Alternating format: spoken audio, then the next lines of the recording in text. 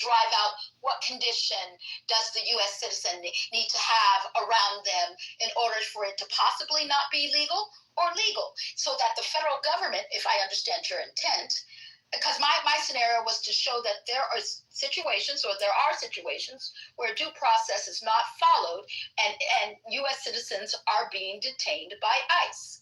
That is a fact, and that the First Amendment right and Second Amendment rights, such as the right to carry, etc., has been violated. I believe that her first statement when she got here was, "Let's be Socratic." Are you so That's stupid? what she said. Trying to do that. She did say that. You don't know what that means. But it means that she's yeah, but she doesn't want to have a Socratic. You look at where you end up, and then either you disagree or agree. If you don't answer the questions to end up somewhere, then you can't get there. That's true. But that's what a Socratic method is.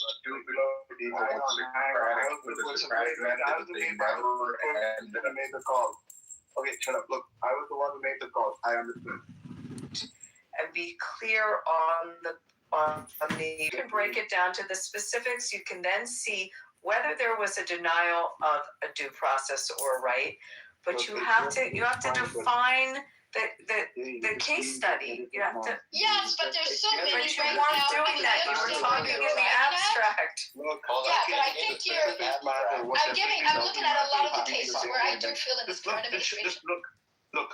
Now we know what conclusion Ray Vela is drawing. Right now, specifics do you think might be relevant here, Abby? Like, What I think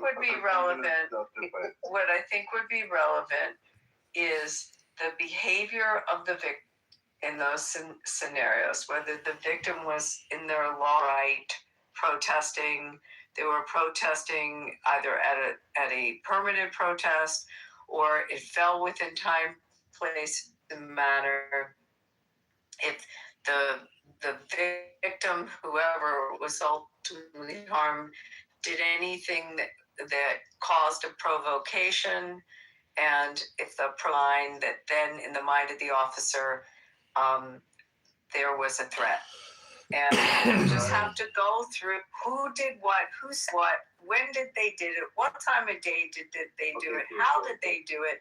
Those are all questions. When you have someone make a blanket statement, someone's denied their due process, I will never just accept a statement like that. I want to know. I got to break a fact pattern down.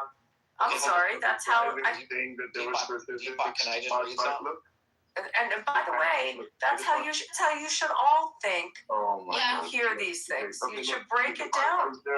Look, okay, Brian, you've heard like the criteria that Abby was using, right? Do you think you could point to like specific cases where you think a reasonable person or maybe understanding of the law? Yeah, my understanding of law, and we'll go back to the Alex case. Yeah, I'll go back to the Alex case because I mean, my concern largely, and Abby, I love your insight on what the officers were perceiving. But from your fact pattern, it appears that when you look at it to Alex and those who were around, he did not approach with force, and again, that is yet to be determined because according to his attorneys and other people's attorneys, there was no force involved. He was holding a camera. So a recording, according to the Eighth Circuit Court of Appeals, right? You can record, you have the right to record a police or federal agents, ICE and CBP, in public places, as long as you're not physically interfering with their work, right? Okay, so quick question for you. Just looking at this, was there any interaction between the officers prior to that time when he approached them out the street?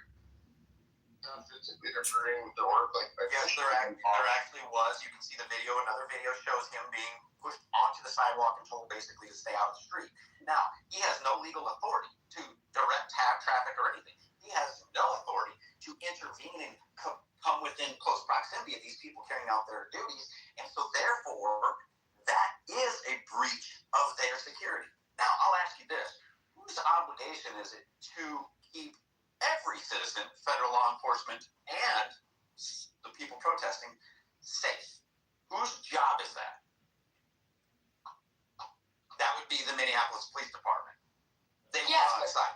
Okay, so they failed their obligation there. So they should have been there. Agent here. All right, Yeah, hold on. pull it over you from here in this room. So here's the deal. He then came back out on the street, then interfered. Now, if you go and you look at the areas of the law, it literally talks about assault, threats, resistant to law, to federal authority, interfering. Stop talking These here. These are all things that are all facts if you look at the law. And if you look at the law, these are the things that are going to matter in the case. Now, he had an interference before. He was told to stay on the sidewalk. He ignored them and came at them again. Okay? So this man has a history of defying authority. Which would put in the reasonable mind, which puts in the reasonable mind of the officer that he is potential threat because his history now. And Abby, there's threats. They literally showed video camera footage of these officers being told street saying they're going to kill them. So, as soon as there's threats, that's enough. Once the threat happens, So they're being charged with, if they're being charged, officers being charged with the crime. No. May I finish? His actions mitigate the possibility of a crime being committed by them because his actions mitigated it by having the prior threats. There you go. well, but there was excessive force, which is the Fourth Amendment. How do you determine excessive force? Because when you look at it, they forced him to the ground, and again, they claim he claimed self-defense. Other people, They should have forced him to the ground, and when they shoot, they should shoot as many fucking times as they have to kill the person. Okay, That's but what what they're it shows supposed to is do, that, and that's what the again, Supreme excessive Court force, has said. because even though he had a gun, there was no reasonable. Said it though. Yeah, but I think there was no perception because he had both of his hands were occupied. So he had the phone in his hands. If you looked at the video, right, he was unarmed, even though he had the gun in the back of his back area. There was no. So he was not unarmed. There was no And reasonable did they know threat. if there was He a was gun being in his pepper sock? sprayed. He was being pepper sprayed, tackled, and he was pinned to the ground at the time he was shot multiple times. He was on his knees. He was on his knees, and we don't know if there was a gun in his ankle, a gun strapped around anywhere else. Okay, so has anybody in here, and I'm guessing you probably haven't, Bree, but if you've wrestled, I mean, we can say get in a fight, wrestled, been in a fight, been in a situation where you're in close quarters with somebody. Are you privy to seeing what happened to his hip? Are you privy to seeing the gun on his hip? Because most of the officers didn't see the gun. Why? There were several officers. There was an officer that took it. I let you go. Okay. So please let me finish. Okay. So, do you know what their standards are for what they're allowed to do? How many people can be on per limb? When they're on that limb, are they privy to see what's on his ankle? Are they privy to see what's on his hip? No. If I'm on his left side and I've got a hold of his leg and I'm trying to get this guy on the ground and I can't get him on the ground, four of us can't get this guy on the ground and spread him out, even on an icy road, right? What I'm looking at as an officer is I see him, I'm on the left side. I am protected from the right side. I can't see that. What you watch, we're watching it from a spectator's position. And what you need to do is a reasonable position of the officer. Okay, now I'm on the left side, right? All of a sudden, I hear gun, and it is a split second later. The gun misfires. What he hears, I'm on the left side. I hear gun.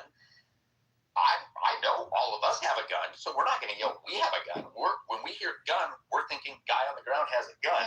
I hear gun. I'm on the left side. I hear a discharge of that firearm.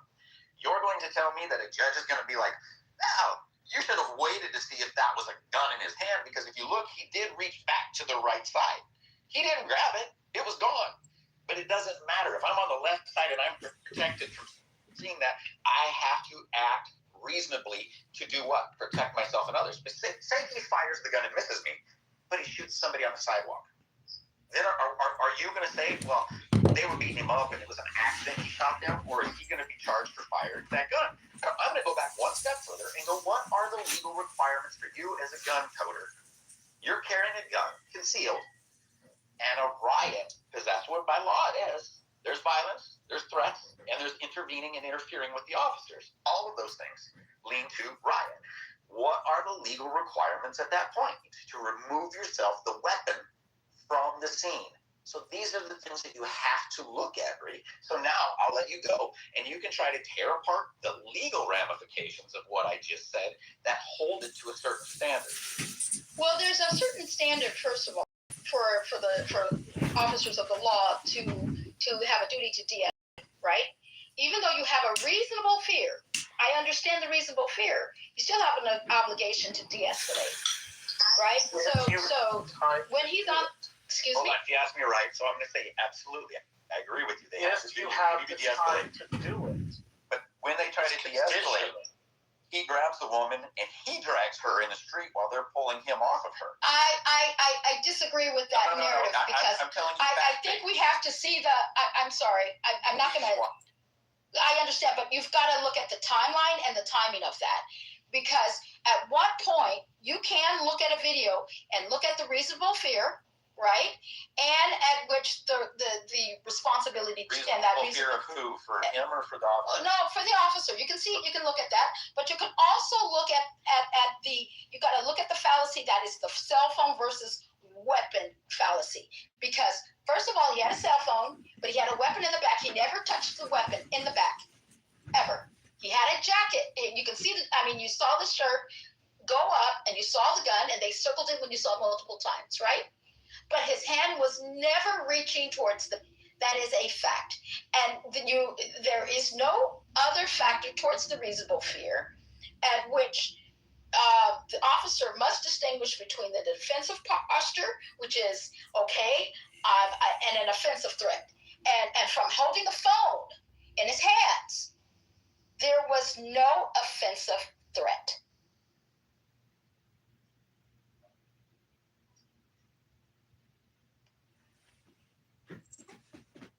Where he kicked the police car and they detained him.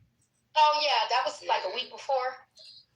Ice, you left out something about the facts of the case. The CPD was brought in to do crowd control because ICE was in the donut shop trying to apprehend somebody, and the protesters were blocking ICE from leaving the donut shop.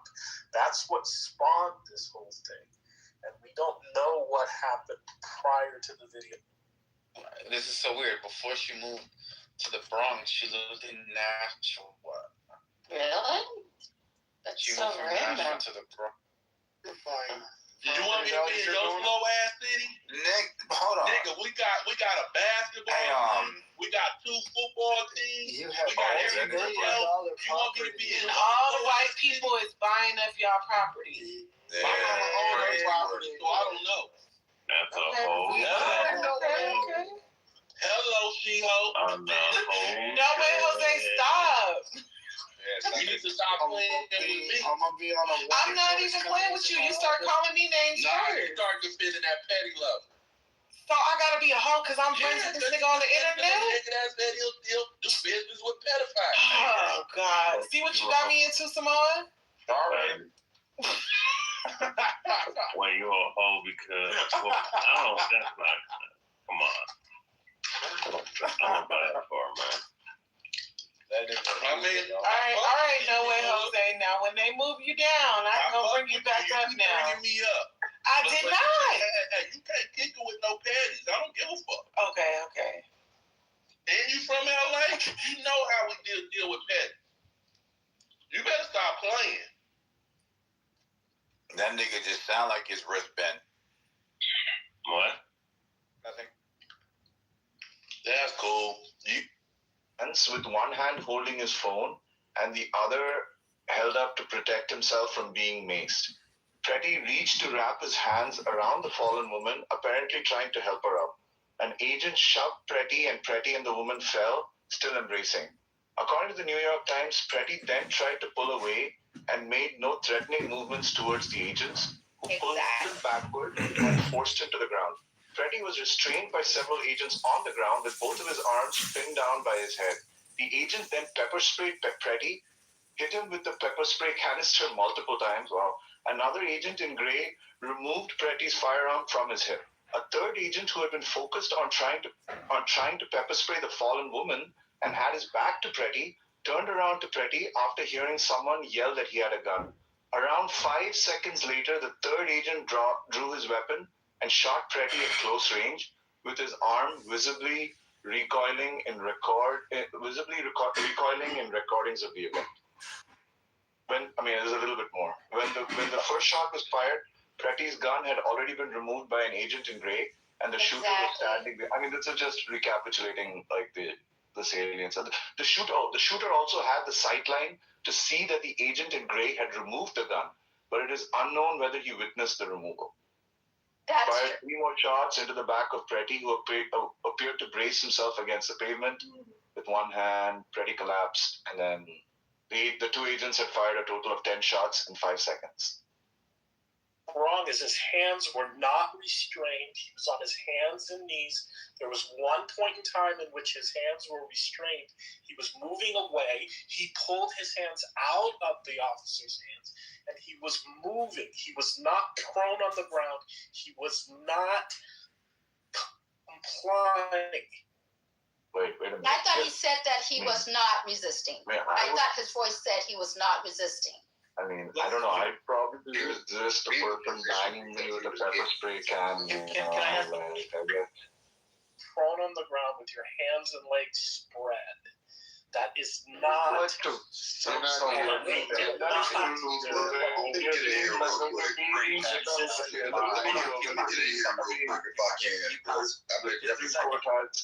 Court has said very clearly that when you're being interrogated with a pepper spray canister, you just sit and take it like a man. I agree. Yeah. So That's not tricky. if you or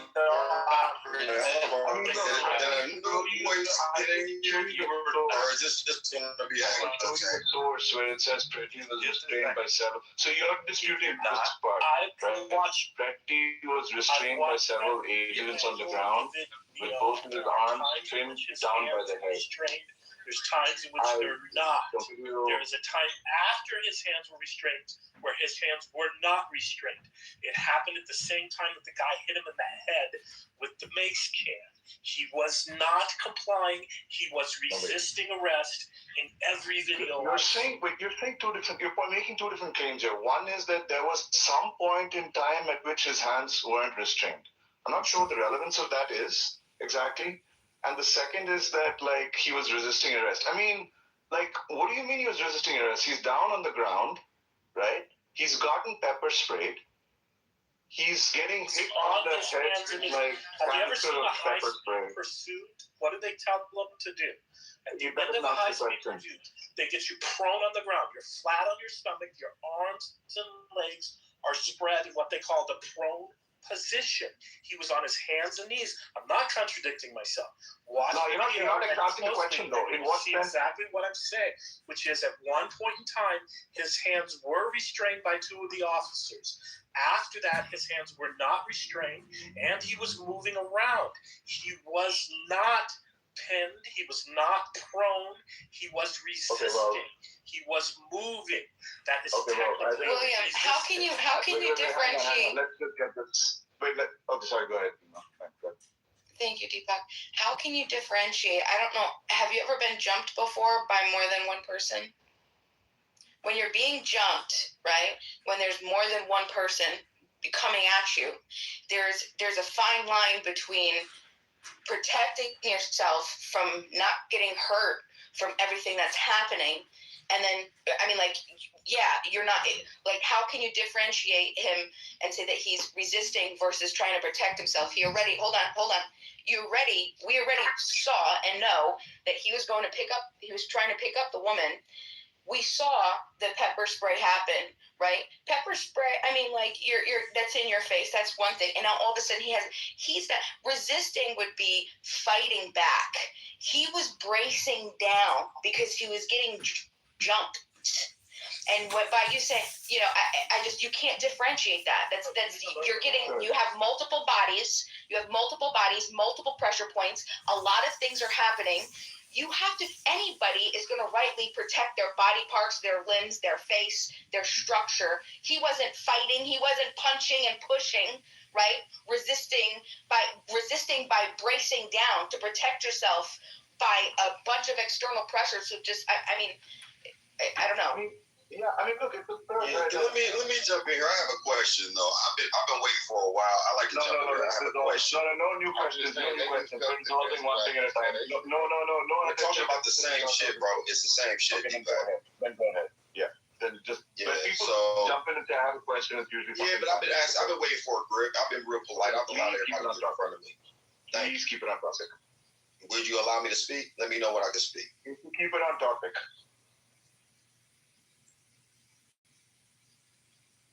It sounds like he doesn't want to be on topic. I don't know. You're weird. But anyway, here's the point. The question, I know, I can tell. The point of it is are any of these people I fucking knew it. I knew it. That 3-second pause. That 3-second pause can tell you that that's all we needed to know. Getting paid to die. People come on stage thinking, they could change a fucking give a TED talk or some bullshit. Okay, look. So Bhima, I kind of said mostly what I wanted to say. So does anyone have a response to that?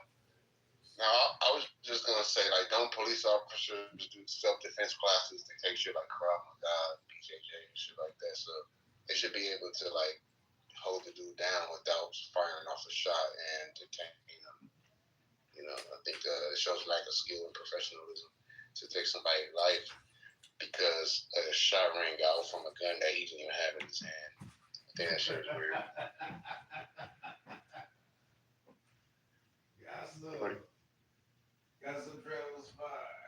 Bhima's point is simply that there's a difference between resisting arrest and protecting your body parts when you're being smashed in the face with a pepper spray canister, right? You don't force yourself to your knees again. You go face down and get your hands out, as I think it was Williams stated earlier. There's a prone position, and that keeps you from getting your face beat in. If it was me and I'm getting my face beat in, I'm putting my face to the ground and I'm covering my face and my head, just like if somebody were kicking. That's easy ice to say, hindsight, though. But when these things are happening, right?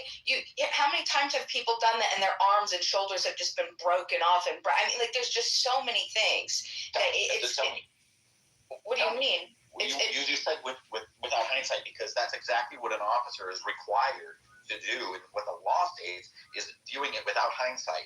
Now, you're an officer of the law. How many officers get shot in the line of duty a year? You don't know, but I'm going to guess it's a lot. It's starting to drift off topic again. No, we're going back to the law. You wanted to talk about the fact you aren't in prone position. Bro, act this way, there's a justification for the officer to act in their way. He had multiple points, multiple people touching him, grabbing him, pulling him in different ways, right? He just didn't have one direction. It wasn't just one person telling him what to do. It wasn't clear. It wasn't okay, this is what I'm doing. It wasn't do you know what I'm saying? There was people are coming from all over, and it's complete chaos in that moment. Okay. And I think that it's unreasonable. What's he required to do by law? What is he required to do by law? It's not about what he's required to do by law. It's about what actually happens. What he's being when you're being jumped, when a judge tells all right, go ahead. Do you know what the judge tells the jury before the case even starts? He explains the laws and how they are to view them and interpret the law. That's what the judge does. And so why is that? Because they have to understand what is expected by the officers and what is expected by the person being apprehended. When you start to resist arrest, the laws start to change. I beg you to please go read the laws. Don't interpret the laws, just read them. And that's great, but we gotta interpret the laws. You can have all the laws on the book. Sorry, we have to make oh my God. Look at other cases where cops got shot. Type of shit was that? Okay, that's great, CN. But look, if we're gonna look, the point at issue is whether whatever was happening there counts as resisting arrest, right? And I still don't see it. I mean, you're saying that there's a very specific position you have to go into when the car. It's like it's like in kindergarten when they say crisscross applesauce, right? You cross your legs or you get sent to the principal's office. Like, no, I don't think that's. I suspect that's not quite how the law is supposed to be interpreted, right? Like, obviously there's behavior that's going to be clear to a jury and a judge as being resisting arrest, right? And then there's another set of behaviors that like won't be, right? And from what I read in this description, it doesn't sound like he's resisting arrest, right? So he's down on the ground. He's protecting his body parts from like getting smashed in with a pepper spray canister, right? At some point, his hands were pinned behind his waist, right? Now this other guy is disputing. He's saying he saw the video and he's saying that's not true. I mean, okay, it's his word against the New York Times, I guess, who's done a freeze frame of the whole video. But okay, whatever. Look at my picture, and that's one of the freeze frames that they've done. They've shown this picture all over. You can see this is the point they started shooting, and you can see his right hand is free and up off the ground, reaching outward towards the right side. On the left side, you cannot see. I don't know what I'm looking at. I'm sorry, but that one frame is hard to like. What am I supposed to be looking at? What do you see in that picture? You see his backside with his right hand completely free. Nobody's on it. Look, I have no idea what I'm looking at. The problem is I've barely seen the original video. That's your evidence, bro? Are you serious? That's a freeze frame that everybody. It's not what? It's just a limb sticking out of like a blue tattoo I have people. no idea what this is. There's one person in that You picture. can't see. It looks like two people, to be honest. It's two people on the right and left, and then Alex Preddy in the middle. Alex Preddy is on his knees in the middle, yes, and he's his right arm reaching back. You can see the other officers standing up and they're starting to shoot. That's the point at which the gunshot started. They froze it there.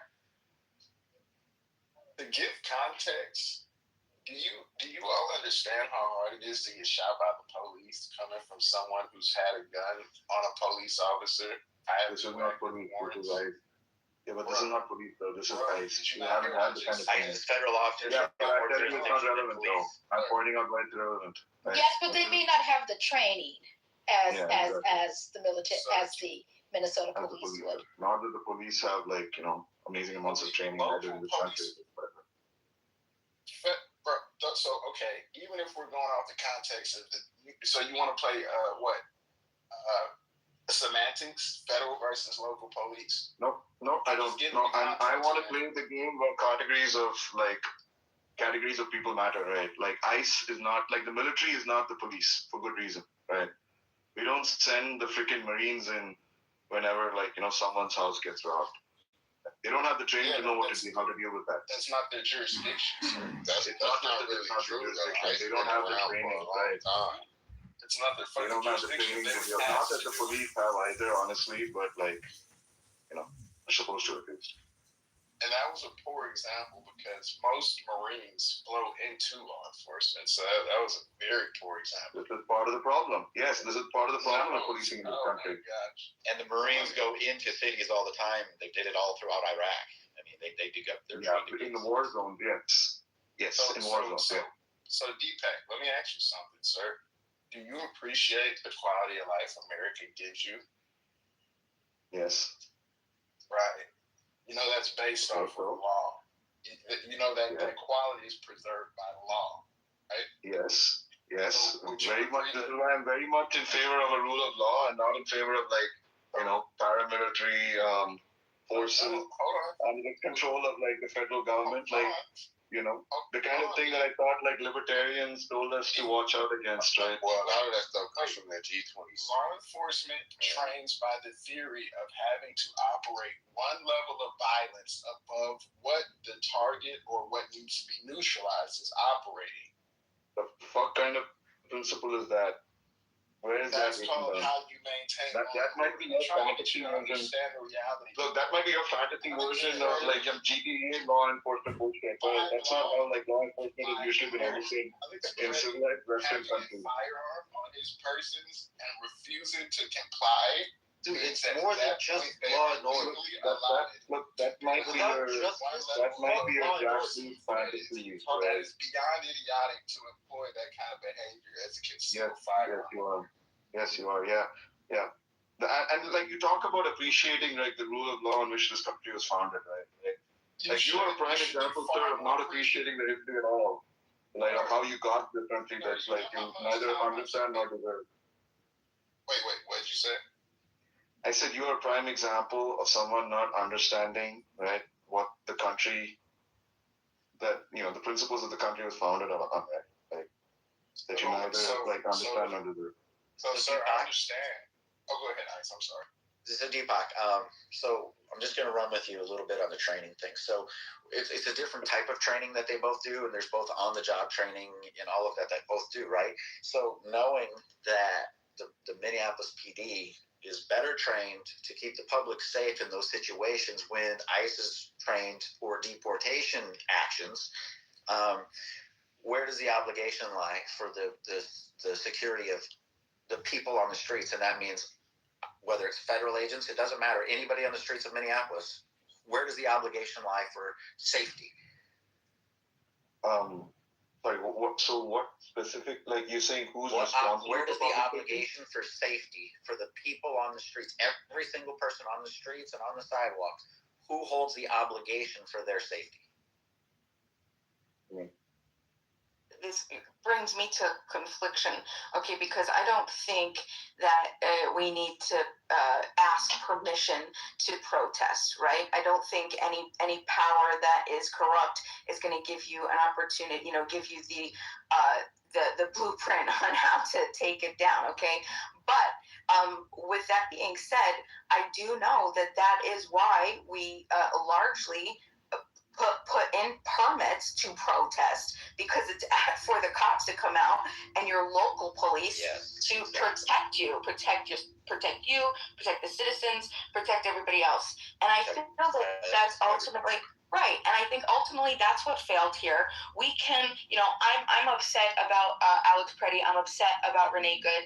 I think this is really new territory that we're what is it called? Traversing right now, right? And so I think ultimately it's really about where do we want to go as a people? Like, we're America, okay? We're supposed to be the best country in the world, okay? We have morals. We don't need to be. That didn't need to happen. And there's better ways for us to do everything, but also not to just say, hey, don't protest. Listen, no, that's good. It's good. And I get frustrated by everybody that is particularly the right. And excuse me, this is very frustrating as somebody who is, built up and, I based my career. I was all right. I was Republican. 10 years ago, the Republicans weren't talking this. Republicans, we were hanging out, bringing weapons, fully, freaking max to the teeth, loaded to protest. This was a Constitution, right? This is what we were meant to do. I'm happy that our American public is showing out, they're protesting, and they're saying, hey, look, because listen, we have a system, but sometimes the course of action, right, of stopping what some people perceive to be harm and then actually stopping the policy, it's difficult, right? Why do we protest? Specifically, we have the ICE it's right under the control of the presidency, right? So what are our options? Free speech, assembly, petition the government. So what do? We protest. That's going to influence public opinion. Public opinion is supposed to influence our elections. Then the legislators are supposed to, respond to that's a long process. It's a good thing that we have our citizens coming out and protesting. I'm happy, right? But let's regulate that in a way that is not regulated through violent force, okay? But regulate it through, okay, let's figure out better ways to organize. So it just didn't need to happen. Whether it's we put it on our the local jurisdiction, the mayors, the governors, that they should have been out there. They should. Even your county executive. My county executive goes to every single. Any little thing that's popped up, that's all he does all day. He's been to every single protest. It doesn't matter how big or small. He shows up. He makes sure everybody's protected. That stuff should have had there should have been something else there, right? And so exactly my point. And what we had is we had a governor and a mayor just really being let's just call it anti this administration, so they didn't want to cooperate. Now, certain counties in Minnesota do cooperate and have said they work great, and actually they've said they've gotten a little bitter because they want to take credit. ICE wants to take credit for it, but a lot of very violent people were handed over to them. Those counties, the sheriff said, no, we'll cooperate. Minneapolis was different, right? That was sanctuary city. So we had that issue. Now, what happens is I throw this out there. There's a history in Minnesota, and we all know it. They burned a police precinct down. They've looted. They've literally set buildings on fire. They have burned cars. They've pulled people from cars. They've literally destroyed a federal vehicle, stole classified documents, stole weapons from a federal vehicle. We've watched all this happen just recently. And that's the difference. You just said it. The rights went out and protested, but they were peaceful. They had guns. They were loaded to the gills with guns. Hold on. They were loaded to the gills with guns, and nothing happened. So this is my point. Hold on. I'm just about done. My point is, there's a very difference, and the problem is the officials in every city and state should be very aware of the reality of what's going on. It was all over before these shootings happened. It was all over with these guys being pelted with ice balls, snowballs. They get them, pour water on them, throwing things at them, pouring things on them, screaming at them, telling them they're going to kill them, telling them they were, going to beat their ass. All these things were going on for days. It's all over the news, social media, and yet they didn't do anything. But what they did is they came out and said, well, our police officers are more worried about preventing important things like murder. Well, 2 people died, and stores got beat to hell because ICE officers were inside. One, they thought, ICE officers are in this hotel, and they beat the shit out of the hotel. Now, these are the things that if you had the police in the street, you start detaining people. Shortly after that, there was some place that they showed, like 750 people got detained. The cops said, there's enough of this. And guess what happened? Everything de-escalated. Okay, that's what we have to do. But we also have to admit we've got politicians who say things in office. Now, I'm going to use a standard that was set. You can look it up, fact check me, but Trump said peacefully and patriotically walk down to the Capitol. Now, some of those people became assholes. Some broke windows. Some did stupid shit. We're not going to disagree there. But they wanted to impeach him over that. They wanted to have all sorts of problems. But we literally had people on the other side saying, don't stop fighting. Take to the streets. There should be blood in the streets. We'll bury them under the Capitol. We will do this. You kick them. You chase them out of restaurants. All of these things. In all of the stuff, you have to ask. Hold on. 5 more seconds. You just have to ask yourself. Why are you talking about your angry six right now, man? There was a parallel. Is what I'm saying. You gotta let us get on the mic, right? You're literally having people in Washington, D.C. that can't get in trouble, telling the people in the streets, go do shit they shouldn't be doing. They can literally say, I didn't tell them to actually burn anything. I didn't tell them to actually kill anybody. So that's the difference. We have politicians that are fucking stoking the fires, and the people are paying the consequences. Yo, Bima, you understand that from what I interpreted, unless I misconstrued what you said, you kind of just word saladed your way to admitting that was the result of the left's impulsive ass actions. And going forward, what I challenge you to do is, because you never hear this amongst you law enforcement detractors, you never mention, not even one. You would think most of y'all would have like the shock value ingrained name of Laken Riley. Remember that name? Beautiful smile, beautiful future. Riley was all you. I mean, never. You guys never. I get it, Freddie, Renee Good. That was like supposed to be a George Floyd martyr and it failed. But just have some unbiased respect. Mention some of the other people who were like good contributing members of society and not purposeful agitators of the fucking person. Yeah, I don't think that's why. I don't think that's fair at all. I think that's fair. I don't think that you're being, take it for what it's worth. But I don't think that's. I can't even deem you to be credible, right? Because what you're telling me is that one, you know that these people have only gotten a paycheck and that they cared zero about what was actually happening. You were able to be in their brain. You have all these magical powers. Hold on. One second. So you have all these magical special powers that nobody else does, where you could be in the mind of these individuals, and you're able to mind read because you're so special about what their intent was and what they were trying to do. That's dishonest. There have been many people. Hold on, wait a second. Especially in a sanctuary state. Guess what, sir? I'm in a sanctuary state. Do you know we have all of our Republicans right now? Hold on. Wait, hold on. Oh, is it? Hold on. Well, sure. Well, because I'm not a bootlicking statist, okay? Right. Well, listen. Well, that might not be that argument for myself. But okay, yeah. But the point is that don't try to. You're going to discredit yourself by pretending to mind read and say that they're. Well, absolutely, because it's because it's not a logical argument to claim that they're just sitting there, and then you use these words, right? These dishonest words to say an agitator. Well, I'll explain. You use the word agitator. You know that's a specific word. That's a specific adjective that's being specifically used from one side, and you're talking about being objective. No, sir. No, it's true. Because listen. Okay. Well, you keep listen. I listened to you. I didn't interrupt you, and I can't fight. I can't fight over you. So go ahead and speak. Go ahead and speak and get whatever you have to out, and then I hope that you can give me time to respond. Go ahead. We appreciate you being a good orator, all right? But stop. It's not even a fucking retort. Focus on the argument, sir. Focus on the argument. All right, all you're telling me is you don't like what I'm saying, so stop. And you're interrupting, so clearly you're uncomfortable. If you can't be civil interlocutor, then step out, sir. Go ahead.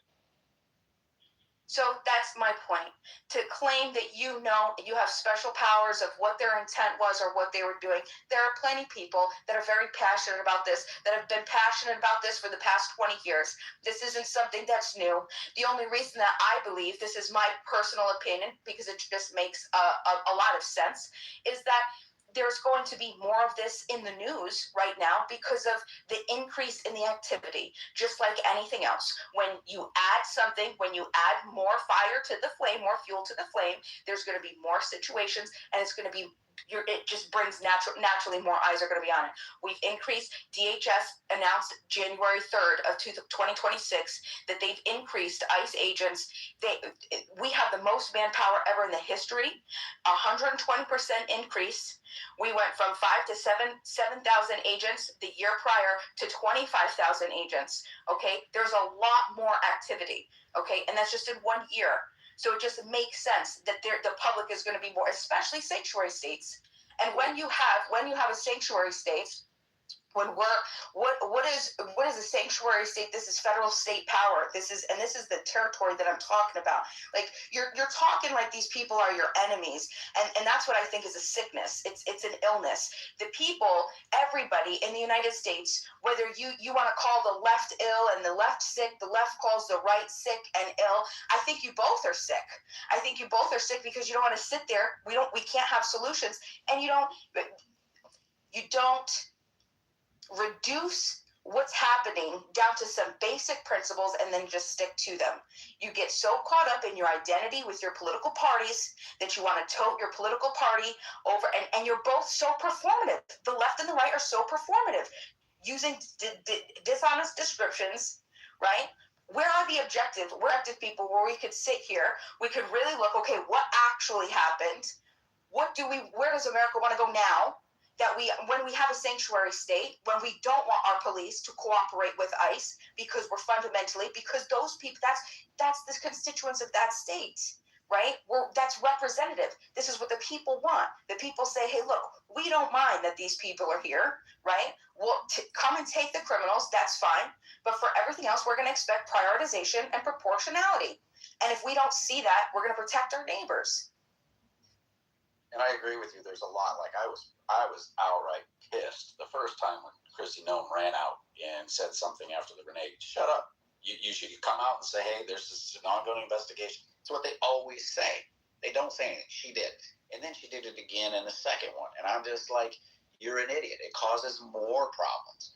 The best thing you do is you act like a civil adult and say, we will have a statement. We are just learning of this. I'm not the freaking head of Department of Homeland Security, but I'm going to tell you what I would have said. We're investigating this. I wasn't on the ground. I will be reviewing all video footage, getting statements from people on the ground, and we will have a statement as soon as possible for you. Simple as that. Don't play the political bullshit game that she tried to play. Hated it with a passion. I moved from South Dakota. I didn't mind what she did there. But what she did those 2 shootings, I looked at her and I said, you're a dumbass. You don't immediately defend. You literally have to be, hey, no colored glasses, no blindfolds. Let's watch and let's see what happens. That's the way that both of those situations should have been handled from her. They failed miserably. Both sides, as you say, play it, and right now it's more divisive than it's ever been. Joe Manchin has talked about this. Bill Maher has talked about this. There's a reason him, Andrew Yang, and others who have ran as Democrats for president have said that they've drifted from that side. We've also watched some people on the right become pain in the asses on their side. And what we need is to have more common ground. Look at John Fetterman. This man is putting a freaking target on his back. Why? Because he says it. It's country over party. This is nonsense to call each other Nazis and all those fascists and everything else. We got one guy that's standing up loud and proud saying, that's enough. And you know what? Maybe he should run because you know what? He'll get independent votes. He'll get Democrat votes. He might even get some Republican votes because everybody's sick of the division. Both sides are. I think everybody can admit that. I appreciate that gynocentric viewpoint. You know, it's very typical. Very typical. Because that was a very performative, as you said, performative display of just that. And I just want to say, what do I want? I lean more right. People, when they sit to have a conversation with me, be like, well, you're not as far right as I thought. No. The law is the law. If you want to change, you go to Congress and you get it changed. You start. Well, you overturn it. You challenge it. And here's the deal. You don't do it in the streets by threatening to kill people. The funny thing is you have people yelling about ICE with masks on while they're wearing masks. Well, ICE isn't coming to your house and just arresting Bima or Bob or Joe or me or Abby or anybody else. What are they going after? One thing. But guess what those protesters are doing? They're literally getting people's numbers, addresses, and doxing them. No, they're recording your pictures via Palantir software, and they're getting your face biometrics and putting it on a list. Yeah, and we also have the evidence that they were using Signal, and the fact is there was a guy, his name was, I believe, Alex Q, who was summoned to that position 15 minutes prior. He got it. Before that, Alex Q was very active on Signal on that group chat. Since the day of his shooting, since the time of his shooting, moments before, Alex Q, I'll be there in 10 minutes, I think he said on his last message. Since he's been shot, Alex Q is no longer messaging. There's issues with that. They were literally running plates, doing those things. That's not okay, and it's all going to come to light. We can't have protests like that. I'm with you. Take to the streets and do it right. Hell, Martin Luther King, look at the shit that was said to him and done to him, and what did he do? March peacefully. He was leading by an example. You don't think he had anger? You don't think he had frustration? Oh, hell yes, that man did. But he knew you don't win that way. Start showing compassion. Somebody calls you that freaking nasty freaking name, you just, I love you, brother, and just keep walking. And you know what? He got more done than anybody because he finally had the balls to say, I gotta be the bigger man. So let me be the angel advocate here. I'm going to challenge you on it because I feel, as I'm going back to the theme of the room, you know, whether Trump is evil or etc., the compassion I feel has been overrated right now because, as they say, woke is dead. Being compassionate, empathetic is dead, right? I'm of the opposite mind. I believe in empathy and compassion. But what I've seen in this world, which is why the people are divided, right, is because the leaders of today, whatever side you are on, is driving the narrative that I hate you, you hate me. And the one thing that resonated with me one day was when Trump said, well, God says love your neighbor, but I say hate them. He said something, I'm paraphrasing, but that's what he said. And if you're getting that from the top down, you're only going to spread the sickness. That's just my opinion. Yeah, like Obama encouraged guys to fucking marry each other. Hey, I'm not in their life. What I am is I've got 3 children that I need to raise in this country, right? And I need them to understand what compassion is. Because what I do believe, and this is just from my spiritual belief, is that it says, and this comes from me, saying we have to love one another. And by love is the greatest power to produce change. Whether, because if we're both in a boat that is about to sink, we all go down together, or we figure a way to fix it. Right, for your kids' sake, you take a more staunch stance on who they follow. Having them follow some gay sympathizer ain't going to turn out nothing good. See, I taught my daughter to understand politicians are corrupt and they're fucked up and they'll kill people just to stay in power. And that's kind of the people we want to be running our country, because it's ruthless to rule the world. And it takes a narcissistic person to be able to do what they have to do to run the world. And every politician is exactly the same. I taught my daughter to look for people that show empathy in that realm and not to idolize people like sports stars, rock stars, politicians. I didn't rely on the fact that the president of the country is supposed to be empathetic, even though they lie, cheat, steal, and murder, and have for our entire life, and probably the entire life of this country. Yeah, so every politician is not evil, sir. Just go ahead and start with Abraham Lincoln, who after the Whig Party went ahead and deceived Congress to pass the 13th Amendment, take a blot on his presidential legacy. Pretty upstanding sounding gentleman. Yeah. I'll give you that he's better than most. Sure. Yeah, but he believed in the separation of the races, even though he did the emancipation. He did not believe in equality. Exactly. Yeah. All right. So, I don't really think that's a viable argument. I think that's what is it? Anecdotal. Given what his presidential legacy reflects, you, ma'am, would be discredited. No, I'm not discredited. He did say it in writings, what he felt about Negroes, as he would say in parentheses at that time, right? Ma'am. No, I'm not. I'm a reader. She's absolutely So, right. She is absolutely right on this one. He's not wrong. So, Jesus Christ. See, some of y'all can't be written in the book of life. But anyway, so at that period of time, what's considered a cultural norm that's not taboo. We're not talking about something that was anywhere near a present tense societal measure of what it would be now seen as. That was the fucking cultural norm. Jesus Christ, he blotted his presidential legacy to free what were still considered 3/5 of fucking humans. I don't give a fuck what he wrote. His actions have the merit. And personally, if you look at the history and the numbers of slavery, the foundation of blacks, most of us are very convoluted, claiming African shit that does not pertain to us at fucking all. The Bible reiterates this. The numbers, our numbers that were affected, are extremely low. Extremely much lower than what they've been taught to you and personified as in fucking school.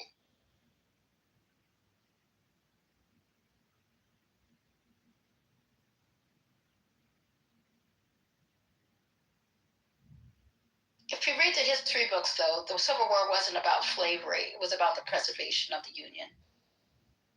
Well, my point was that all politicians ain't evil. And this nation, the liberties we have, we enjoy. The reason why, there's a fuck ton of us from all different walks of life that all want to be here and are grateful to be here is because of those men and the ideals that they had. There's also about the expansion of the Union. Those are nuances that are, attached to this great vision. Just don't be so content with it. I think that's if I were to give you any constructive criticism, I know you didn't ask for it, and I know you definitely won't likely consider it or care what I have to say. But it's frustrating when so many people don't think that there's better ways that things could be done, and that we could have better solutions, we could have more peaceful solutions versus constant violent back force always. If we were, and if you believe in all of the things that you're saying about this nation, you understand that it's been an evolution from the very first document, from the Declaration of Independence. Okay, that was a set of principles that superseded the ideals of the time, the practicality of that time, and abolitionists, women's rights. We look to that to continue to push for the principles that all human beings are created equal with unalienable rights by their creator, pursuit of life, liberty, and happiness. Right. And so what I would invite everybody to do is not be content. Know that likely there's a lot of things that we're doing wrong today that we're going to, in 25 and 50 years, we're going to look back at 100 years and say, wow. Right? The next generations are going to say, what were they doing? What was grandpa doing? All that they just sat back and let that happen? Like, that's incredible, because we're going to be at hopefully such better places. Keep pushing for better options, for more reasonable options.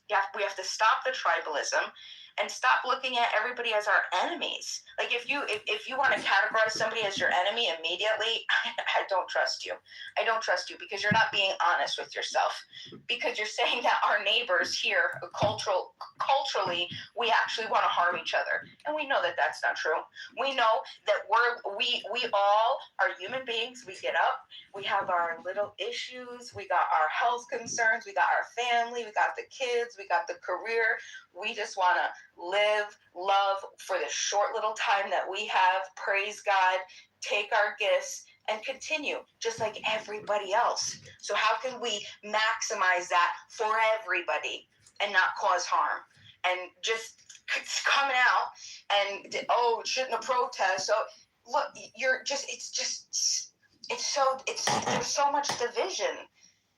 Where can you? What I would ask you to do, if you were to make a claim about anything, learn to falsify your claims. Like, create null hypotheses instead of statements, and then sit with that and present it to a room so you don't get yourself in an echo chamber.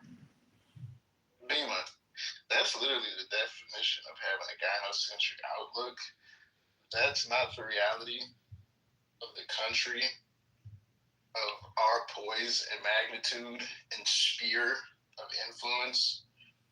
I'm willing to die on this following fucking hill that this is all partially fucking laden in the pure putrid hatred for the reemergence of definitive, lawful, order following, statute imputing, white, Christian, straight, staunch masculinity coming back. The return law and order. I swear to God, this is partially laden in that shit. Years ago, when Colin Powell and Condoleezza Rice were trotting around, y'all didn't have there weren't this many hyper-focused fucking geopolitical overnight wizards. Now everybody's fucking got a fucking digestible take on how the Trump administration is making 45 fucking mistakes from Monday. You know? Fuck that. I'm dying on this hill. I might sound crazy, but fuck that. I don't know why you keep saying gynocentric. Like, you don't think that, like, logic is everyone deserves a chance. Everyone deserves a chance. That's not reality, man. So hold on. We're not talking about reality. We understand how oppressive and tyrannical and authoritarian people and human beings can be, right? Especially people that even in a conversation and are exposed to the idea and a reflection with a mirror shock. Hey, look, you're being a little. You're contradicting your own statements. Okay, ma'am, you understand in real time they're conglomerates that hate each other's guts, but to oppose us will work together. We're facing almost destabilization of our fucking dollar. Saudi Arabians didn't renew that contract that fucking fuck his name escapes me. What was his name? It wasn't Carter. that they do their business deals in the dollar, the reserve contract. The petrodollar. Yeah, there you go. Thank you. They didn't renew that. Like, I mean, you're talking as if we have the luxuries and liberties of like the fucking, 80s or 90s, or where maybe the economy was just a little bit more forgiving and things were nicer. So there weren't certain things looming on the horizon here. Now, I'm not even talking from the perspective of considering Iran imminent, which I don't. I don't think it's imminent. I think it's retarded that we even. No, we're not. There's no way we're going to war. It's too much mutually assured destruction and too many facets. But anyway. But isn't that the point? I'm just going back to what Peter Thiel, who's the money man behind all of these people, and which is why I think this shit is evil, is because Peter Thiel's philosophy, who funded J.D. Vance and one of the biggest donors behind Trump, he has a very different philosophy that he doesn't believe in competition. He believes in power. And power is his ultimate goal because he doesn't believe in sharing. There's a philosophy that he's behind. This is not speculation. You got to read his mimic theory, right? He believes that everybody wants to be great, and he believes that everybody wants to mimic. And you can Google mimic theory by there's a French philosopher that Peter Thiel follows. I think René Girard is his name. But one of the things that he believes is that power is not something that can be shared, but it's by differentiation. And those who have the power make the rules. And that's why the billionaire class, or you can call it the Epstein class, whatever you want to call it, they're the ones that are allowing for the destabilization, because the key piece is the more destable it gets, the more power they're able to grab because they have their assets and their money and different resources than where we have it. That's a good concise take. I give you that. By the way, Ice, I want to apologize. I wasn't trying to overtalk you or interject. I feel like I was kind of overhogging the mic, so I'm going to go ahead and kind of let someone type that. That was a good take, though, Ms. Vila. Very concisely said, too. I like that. But I still believe in hope and love, right? I'm like Bima. I have this internal optimism. But as I look at the reality of the money, and even if you read the Epstein files and their intent to create destabilization in regions, when regions are destable, it's up for grabs for whatever money goes in there. So like Venezuela, it wasn't the small companies or little business people that went in there. It was the big money people that went in there so that they can go ahead and export. And that's why I look at the money. As much as people may advocate for Trump, I'm not against one side or the other. I don't have derangement syndrome. I have a class issue. Maybe that's my concern. And when the access begins to become very difficult for average citizens that are not in the 1%, and I say average citizens because that can range, then we're no longer allowed to play. We're not going to be part of the game. It's another good, concise take, man. You got some good takes. I like that. Very, very,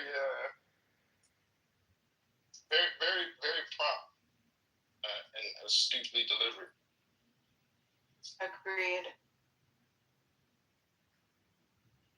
Boys, too. I give you that, too. I say, got boys. Unlike some gynocentric views. Yeah.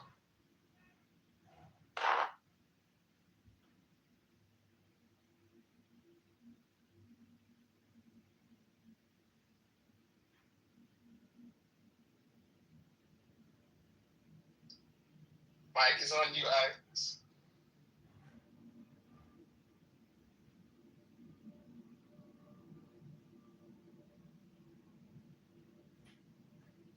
Sorry, did I miss something?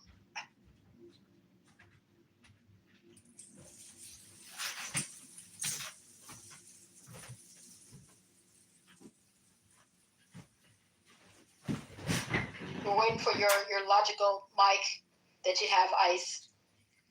You seem to have a balanced opinion on many things. I didn't hear the very last couple of things you guys were talking about. I was in the chat, so I apologize. I wasn't really focused. So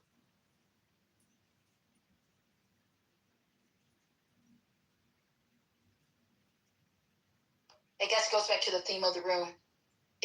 Maybe Trump is evil. Changed my mind. Yeah, I don't think he's evil. I just think he's brash. I think he's, he uses the same tactics, and they work. I mean, after Davos, you had two political leaders who do not like Trump, openly stated that they're not fans of his, but they said that they needed Trump to do this because Europe doesn't want America's fingers meddling in their business, but yet we want them to pay the bill. And it's time that Europe stands on its own 2 feet. Two separate leaders said that. And I was like, finally, this is all Trump wanted. He wanted them to start, hey, we can't carry the heavy load for everybody for all over the world. And then you're like, wait, you guys aren't the world police. You want us to be. You want us to be the world's, uncle handing out the money. So, for me, I think there's the brashness of which he's always done things, and he comes out and says wild things, but in reality, he knows I'm only going to get part of that. But if I start really freaking crazy, they think they're winning, So I think that's what he does, and he's not a great speaker, so he just kind of goes with some side-ass stuff, and that's where he is. So do I think he's evil? No. I mean, I think he showed some compassion with some things he's done with other families. If you watched the speech today, this man is paying for a woman that nobody even knows to have cataract surgery that was there. This guy does compassionate things, but he doesn't want people to know he's got a soft side. He wants to be this big tough guy, which I think is dumb. I think it's good to show the soft side once in a while, but it's Trump. That's just who he is. So, I mean, he's a brash asshole. I think sometimes it's funny when he comes up with the nicknames. Other times it's completely inappropriate. It's just like, dude, just stop. So do I think he's evil? Absolutely not. He's got all the money he would ever needed. He really thought it would be easier to I can clean this up. I know it's broke because he was part of it. He's admitted that. Yeah, I know exactly what the loopholes are. We need to close them. That's finally something that was said. Name another politician that has said that. We need that. But the problem is we've talked about this earlier in the room. The corruption is so deep. You have people coming in, and if they're broke, and in a few years, they're worth $8 million. You got one who started a wine company who's only made one bottle of wine that's called Devil's Lies, which you can't even buy, and it's worth $15 million or whatever. It's like, this is what's happening. These guys... Yeah. And then the other one was worth $8 million, and they asked her, you were in the negative when you got here. Can you tell us how you're worth $8 million now? And she refused to respond. She just kept walking. And I was just like, and this is on both sides. There's a lot of wealth that's being generated. And I just want to say, Martha Stewart's poor ass, she just got, okay, you can call it insider trading, but somebody says, yo, shit's about to dump. Wouldn't all of us then say, fuck, I got to save myself? Well, look what the Pelosi's did. Bought a bunch of NVIDIA before they pulled the deal off for the government. Then, after they got a whole shitload of hell about it, they held on to it for a long time. But then all of a sudden, just before they're like, okay, fine, we'll make you happy, they sell theirs. And a few weeks later, NVIDIA tanks. Don't think that they had some inside information because there were some things that happened with the contracts with the government. You don't think they knew. We let politicians get away with it on both sides. And in my opinion, every single person that starts gaining net wealth, we need to be looking at, why did you invest? I don't think a single politician should be allowed to invest. Their close immediate family and people in their extended family should not be allowed to be investing in anything that they are voting on or passing legislation on, passing bills that might be giving contracts out. Nope. Because guess what? I'm going to call up my friend Ravella. I don't know how you say her name. I hope I get it right. But hey, here's the deal. I can't do this, but if you put in $200,000 in Lockheed Martin, it'll be worth $2 million in 12 months. We can't have that happen. It's time we put our foot down. They do have laws against that, but the problem is that it's difficult to track. Like, you can't tell who knows what, when, where, why, and how, unless you track every phone call, everything that every person knows. Right. Every person knows. Actually, Shai, that has changed. The foreign corrupt practices and the corruption offices of the current administration have now closed down. People have stepped that down, and there's no enforcement. The FCPA or any type of corruption is right now being squashed. at DOJ. That is a fact. You can research it. That's fine, but the point is, people act like what all the things that happened under Trump in the past like one year have been happening for like the entirety of America. And that's not the entirety of America. That's like a small glimpse in American history, right? It's a blip on the map of the American history. And things can go back. This is like I don't care that certain things changed recently. I care that what the overall character of the state has been over time. People really need to stop doing that. It's like, oh, Trump became God. I never said that. I just said the current state of the corruption law. Yeah, the current state. That's the current state. Yeah, but the laws on. That wasn't happening. There's always corruption in every system, right? Because systems are systems are made by men, and the issue with is that what people men and not women, of course. Some women make some systems, but also the reality of it is the aspect of the corruption happens through the fact that people look at the system, they try to figure out how to game the system, and they perfect a gaming of the system, which allows them to benefit where other people have not found this gaming of the system. Right. You're interesting. I find it. So I just want to bounce off what he just said. So, and what you just said. So, it's been changed, right? But has anything stopped or was anything prevented before that? No. We know for a fact, if you look in the past 10, if you follow for the last 10, 15 years compared to 20, 25 years ago, and you see this steady climb that's still beating hedge funds. But if you look over the last 10 years, 12 years, holy hell, it's a skyrocket. So what was in place didn't work. And if you don't shut it down, just like the education system, we're spending more money than anybody per child. Why aren't we going to the places that are leading and saying, what are you doing different? Let's do it that way. That's how you make changes. I'm sorry, but the federal government blew up and it wasn't getting better. Things become bogged down. I think it was Mark Cuban who said, I'm paraphrasing here a little bit, but I think he was like, you got $1 coin, and this is Cuban, who's a Democrat. He says, you give the Democrats this $1 coin, tell them they got to sell it for 50 cents. It's going to take them 6 months or whatever he said to get a committee together to figure out how they're going to sell it for 50 cents. He goes, then you give it to Donald Trump and say sell it for $2, and he just sells it, And what he's saying is the system is bogged down. When you get more people in all the time, everything just keeps growing. Government doesn't have to grow. Government doesn't always have to create laws. Government doesn't have to keep the laws on the books. The things that are killing us is all the red tape. They asked every Fortune 500 company that left, why did you leave? Taxes, number one.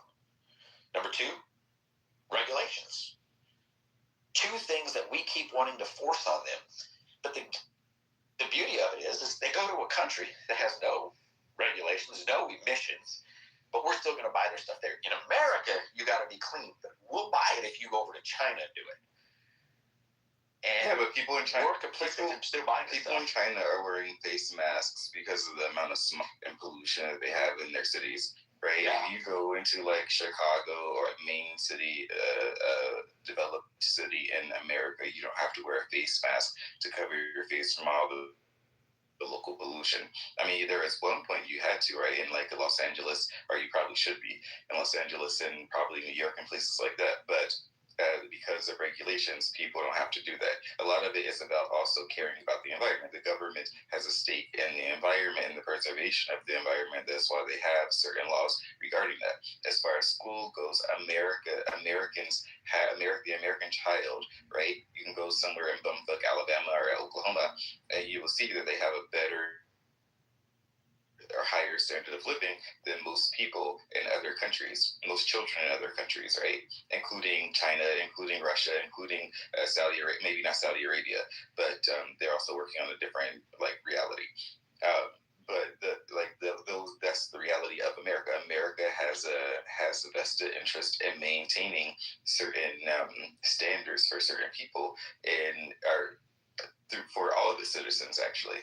Well, that was a point, but again, I disagree. I only because I'm looking at the evolution of our. Like you said, I agree. Maybe we'll go back, but full transparency, we are decentralizing, and I'm okay with decentralization. I'm not a federalist in any way, but you're decentralizing the standards of education.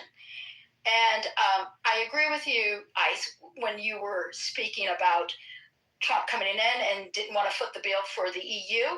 But when you create an environment of animosity and you create an environment of tariffs, because the tariffs in the reality are a taxation against the citizens. It is not paid by the importer, the importer, or well, it's paid by the importer, but not the seller in the other country. They are paid by the citizens of this country. And so what happens is that when you begin to blow up the rules-based system that we had, where we all agree, and that's the same standard that we have in the United States. We have a constitution that we agreed to go by. We have a checks and balance of the system. When you begin to challenge the checks and balance, whether it's the rule base of internal government or external government, you begin to shake the foundation, and there is no it becomes an us against them type of world. So what happens when we, of course, we're competitive and we were the best in the world, but we're not anymore. Let's just be full transparent. We're not producing the best cars.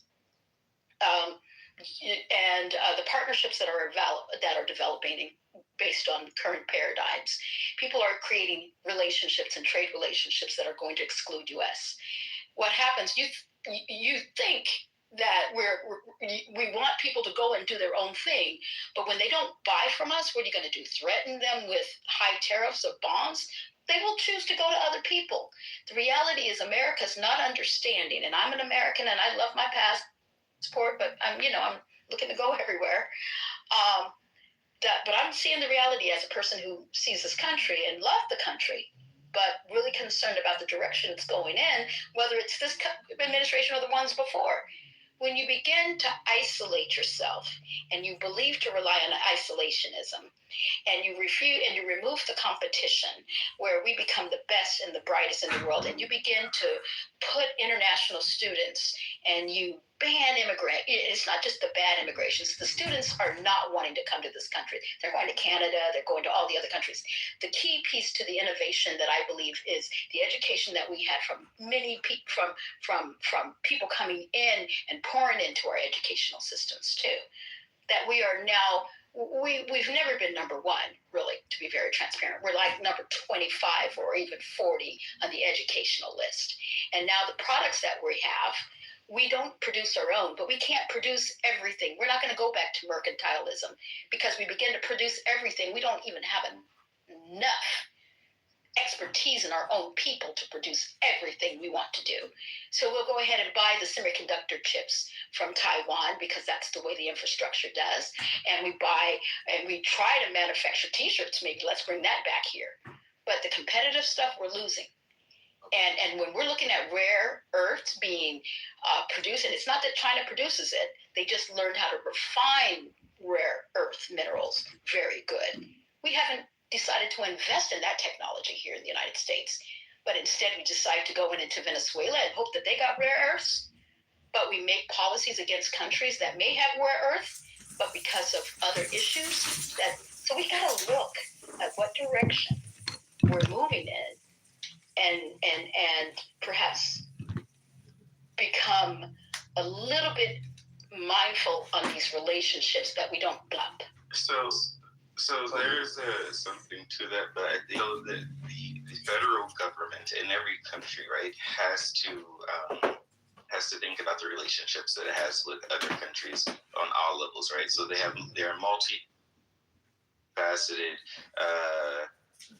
issues with every country, and America, like every other country, has to make those types of decisions because countries don't work, like you said, in isolation. So the isolationists are wrong because everybody else in the world, like their economies are interwoven with one another, and they will continue to be interwoven with one another because no single country has everything that they need. So they have to borrow from this place and use this place to do some manufacturing and do some other stuff right here and there. As far as education goes, America's education issue is more so is individualistic. And if you look at the education system, is it individualistic? I'm sorry. I don't think we're individualistic. We have a standard. No, the American educational system compared to many other countries is very individualistic. No, we don't have a global standard. That means, but we do. It's not. Excuse me. There is a mandatory K through 12 education, right? Which means you have to educate your child, but you can educate your child at home. You have to make sure they meet certain criteria as far as reading and writing and arithmetic, those types of things, right? And that's the foundation that's given to you by the state to ensure that you are educating your child. That is something that's mandatory. But you have vocational schools, you have various other facets of schools. You have that in other countries too. Very, very seldomly. No, Germany, you have it. You have the Realschule, you have the Hochschule, and then you have the university. You have the same thing in France. You have the traditional bac, you have the baccalaureate, you have the bac. You have different countries. In Japan, you have the same thing. A levels, O levels. It's different. We're talking about these top schools or countries of schools, right? That you're talking about, which include Russia and China, which I was speaking about specifically, not Western Europe. No, I said Japan and Singapore. They have O levels, A levels equivalent. So they're just as competitive. The standards about math. Let me just be full. We're very weak and sad at math.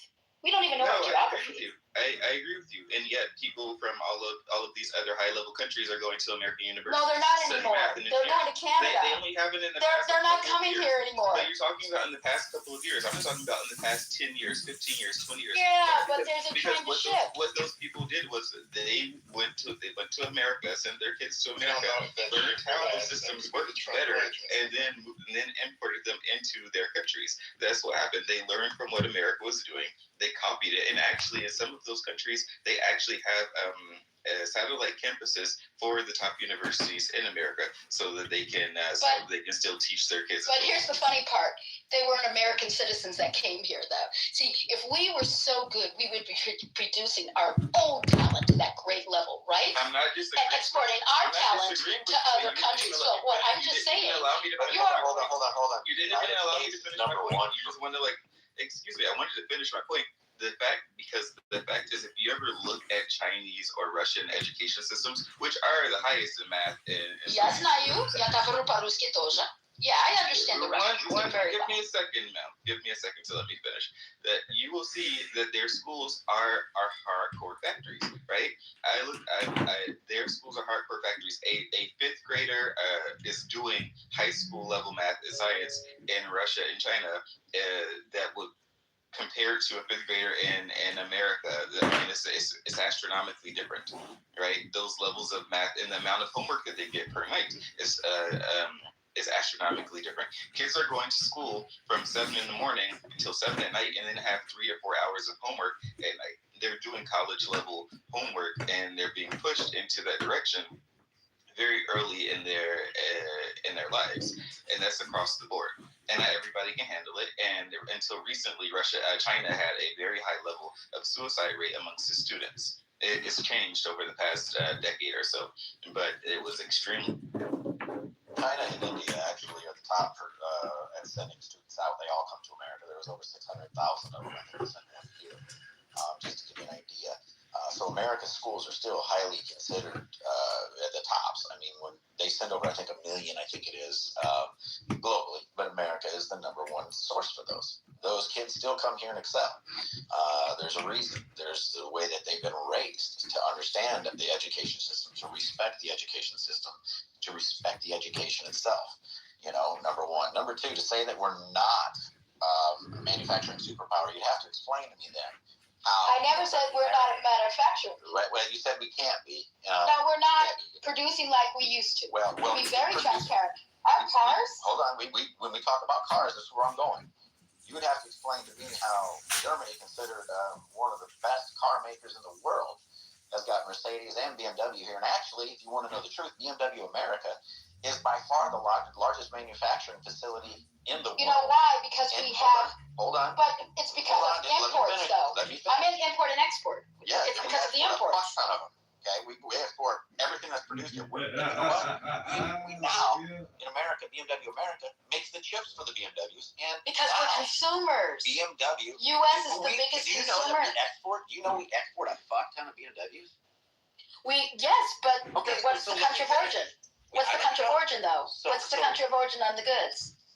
Because it's not all U.S. Because what you have to understand is we do a lot of the assembly. We manufacture. We're not doing all the finished parts here. What Bavarian Motors Works facility by March 1 year broke the record in the history of the company for the most sold pre-sold BMWs. That's an exception, though. No, it's not an exception. It's been happening every year since. Okay, so what's sure, but I'm saying the BMW line of importing. I let you roll. Okay. BMW is now talking about having their transmissions made in America. So to say that we can't be leaders in the auto industry, you have to explain to me why BMW is so huge and saying we can do this here and we can now put the transmissions, have them made there. And you know what? Now I'm going to go a little bit further.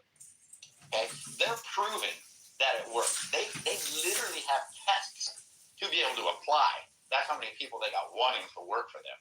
Okay, so people will line up to build cars, and they make money, clearly. But we want to talk about tariffs. What are tariffs? We heard the Supreme Court say it. They're taxes. Yeah. Right? And in math class, we're terrible. America's terrible at math. But if I put a 1, an equal sign, and a 1, I can interchange those, right? I can't put a 1 and a 2, but I can put 1 equals 1. And if taxes are tariffs, or if tariffs are taxes, then guess what? Taxes are tariffs. And we're okay tariffing a country in our own country to produce. We'll tariff our own country. Where does the taxes and the tariffs, who pays those?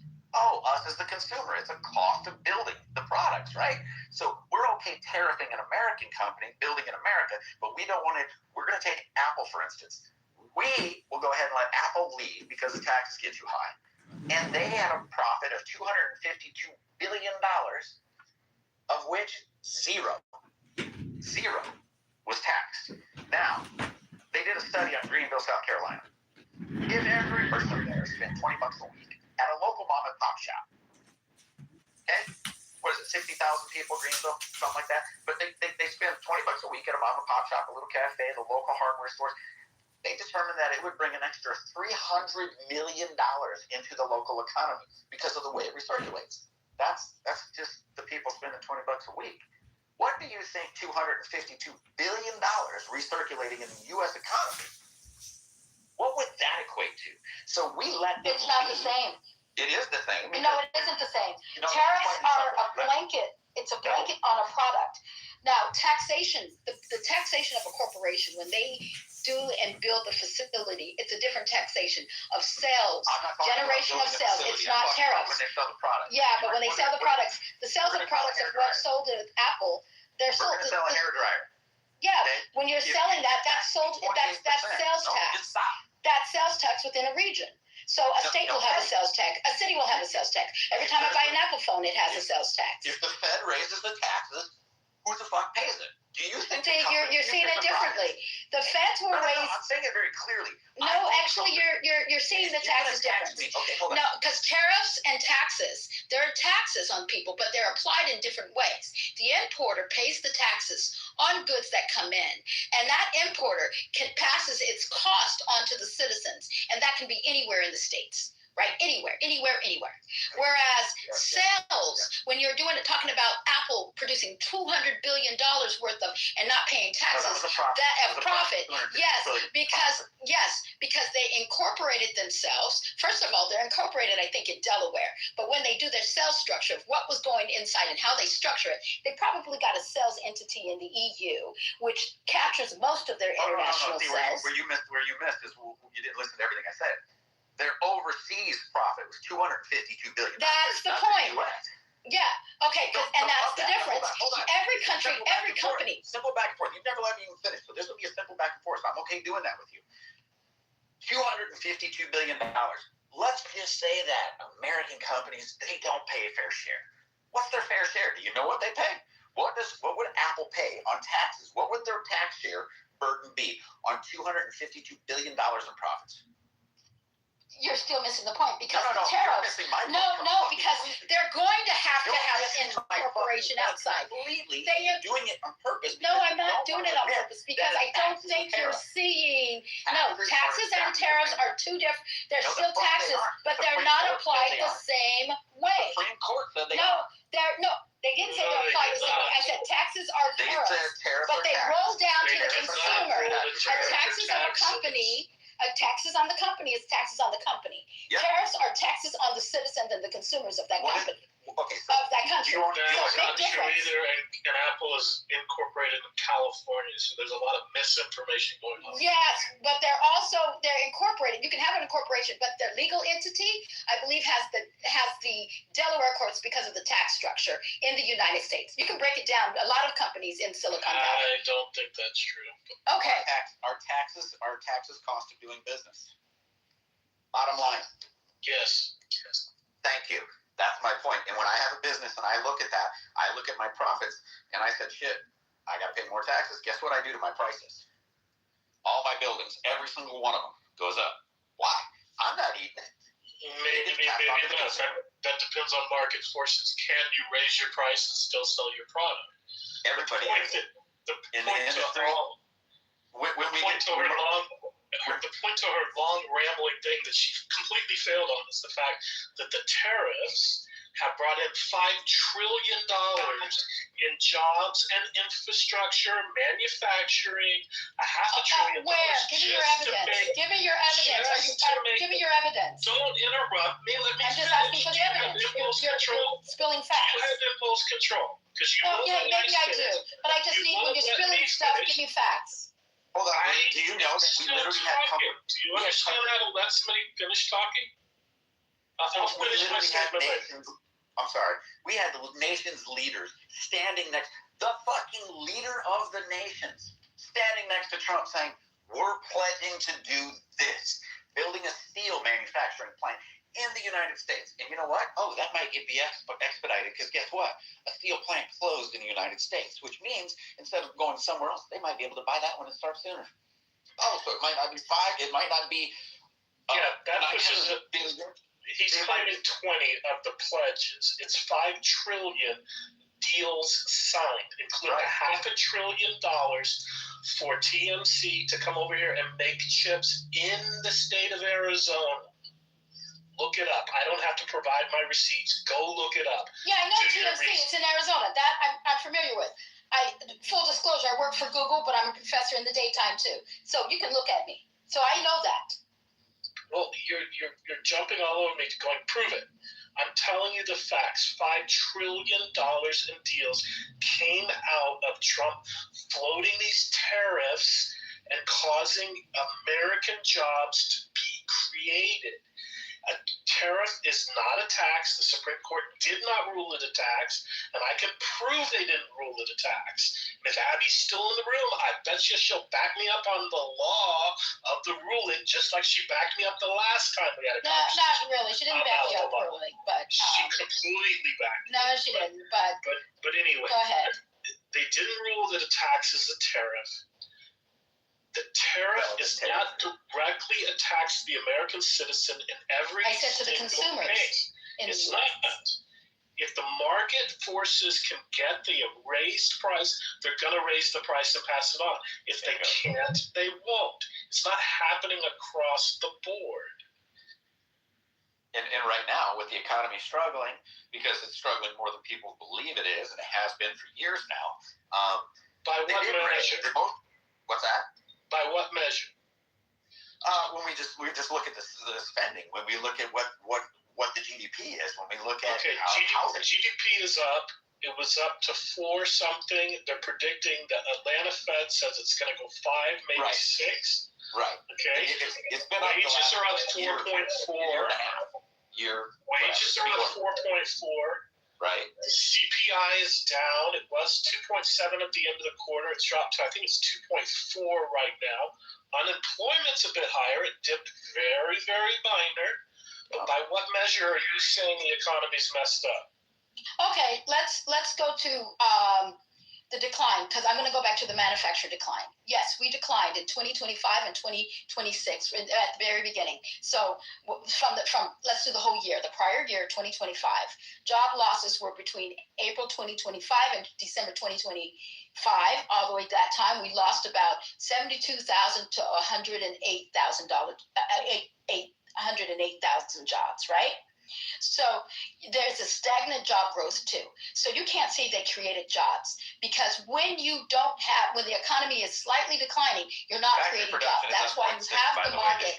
That is why you have the market that you do have, because the tariffs also create a strain and availability of cash by the companies that were paying the tariffs, at which they also limit the hiring and the goods from coming into the country. You had small businesses, as in the woman who was working up, there are several people who are working on Etsy that had small businesses, and we know that small businesses are the blood of this country, where they had to pay the increased amount on the tariffs. One example was, what was it called, rose gold, that this woman was making goods on Etsy. You can look up that little piece and case. She had a problem because the tariffs increased about 40%. We're not talking about the 15% that's part of the IEEPA tariffs that were now considered illegal, right? It was the blanket tariffs that were put in place, and she had to close down the doors. A lot of small business, because the profit margin was so slim, that they had to consider either laying off people or close their doors. And that is the reason why there was a there was a decrease in some of the job losses, right? Okay, so you said that manufacturing is down. It's at 0.64% year over year. I think it's 2.4. So look at the manufacturing decline in 2025. Okay, you said 2026 is down, but 2026 it's up 0.6 already. I just actually looked that up. But what I will tell you is this: manufacturing. Everybody thinks big manufacturers. Do you know what percentage of manufacturers are over 100 employees? Like less than 17%. 93%, I think, are under. No, 70% are under 20 employees, and 93% of those provide health insurance. So manufacturing isn't these huge conglomerates like Apple that we need to bring back. Nails for homes. There was only one manufacturer 10 years ago. I don't even know where my nails come from now. Guess what? We can bring those jobs back, and they can be profitable. There's manufacturers all over this country doing it still and making great money. I can tell you, I run a manufacturing company. We do engineer wall fucking panels, roof panels, in ag buildings, commercial buildings, homes. We do it all. Okay? And what I'm telling you is, now, there's a decline. Now, I'll tell you this. That's not true. The numbers on manufacturing just came out, and they're up. I don't remember the exact percentage. Come on. Yeah, but they're not sustained. That was just based on January, and not even February's over yet. We're talking about the entire 2005. And your numbers, you've got to look at what's available, because there was a government shutdown and the numbers were not being produced. But nevertheless, when we're talking about manufacturing, you're looking at chemicals, food and beverage, and tobacco, and you have a small number that do computer electronics, which is about 6%. And we're up 2.4% year over year. Yeah, but the hit 6.6. Is that what Trump numbers told you? No. Okay. You go look them up, please. Okay, do whatever. Oh, okay. Whatever. Now here's what I'm going to slap the living shit out of somebody out there. I know, because we heard for 4 fucking years we had record growth. No shit, dumbass. We fucking shut the country down. But good God, let's let the Democrats get on TV and say, I'm not taking so many fucking new jobs this month. Well, fucking let me shut the bitch down. I'll shut this fucking country down, and then every motherfucking day I'll set a new record when I open it. For fuck's sakes, it's not hard to say all these things that they've been saying for fucking 4 years, and then they say, well, we're just riding our coattails. When something bad goes wrong, it's fucking Trump's fault. When it's good, it's the fucking last guy's fault. And let's be real. Whose fucking fault is it that we got 22% inflation in 4 fucking years? You just took fucking 22% out of every dollar somebody makes and fucking pulled it out of their paycheck. I hope you like it. Guess what? There ain't nothing about that economy that was good, but they told us it was. They told us the inflation was transitory. The fucking left economists, the left-leaning economists said, guess what? Inflation's going to be way up here this quarter. So I guess we both can agree that the numbers are not good from either side. We have to admit we were wrong. We didn't expect this. We didn't see it coming. You had the Fed not lower interest rates, and part of the fucking chair, the board, wrote a dissent about it, saying we should be lowering it. But now Powell didn't want to do it. Why? Fuck it, it's anti-Trump. We all know that. He's pushing that motherfucker hard to lower rates. Lower rates and see what happens. Because guess what? I love it when somebody says, well, when I bought a house back in this year, we paid 14%. Yeah, the house you bought was $62,000. Why don't you go see what it is at 6% when you're spending $500,000? Totally different fucking category. And this is why people are totally off. You can look at all the numbers back then when it was 2 and 3% for freaking mortgage. House sales are going to fly. This is why prices went through the roof. Prices over doubled. On the water down here went from $1 million for a very nice lot to $1.25 million to now it's over 2.5 for any lot. And you got to tear the house down because it needs to be tore down. That's over double. On the Intracoastal, $5 million plus. This is what happens when you do things. And I thought it was bullshit. You should not have lowered the interest rates that low. There's a lot of things done throughout all of that. The $3 trillion stimulus package totally destroyed us. We were at, 3.8 or 3.9 trillion, I believe it was, before COVID. They added $3 trillion, and we're actually above that number. We never lost that $3 trillion. It's not coming back down. They're just finding new ways to spend it because America knows we're already up to 6.8. Let's go 7. And it's going there. This is what's happening. We got a government that's just sitting there spending money. And guess what? We want to blame inflation on the president? No. After 1 year. The people, right? 1 year. I'm not blaming, and I'm not blaming one on Like you go to McDonald's and they hand you a meal. We're sitting down at a dinner. It takes time to get the meal delivered. Hey, I'm not blaming just one year. Trump had a prior administration too. So nevertheless, let me correct real quick. Yes. Apple, but Alphabet, Amazon, Meta, Microsoft, and Netflix are all Delaware corps.